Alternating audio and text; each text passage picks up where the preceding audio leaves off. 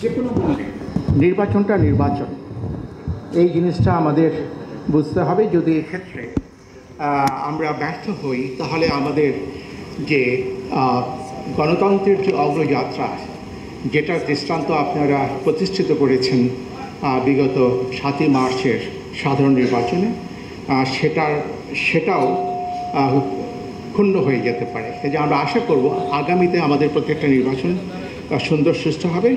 এই জন্য আপনাদের বিভাগীয় প্রধান যারা আছেন, মাননীয় সচিববৃন্দরাও আছেন, পুলিশের মহাপরিদর্শক মহোদয় আছেন, তারাও আজকে উপস্থিত আছেন। তারাও বক্তব্য রাখবেন আপনাদের উদ্দেশ্যে, আমাদের মাননীয় কমিশনারও বক্তব্য রাখবেন।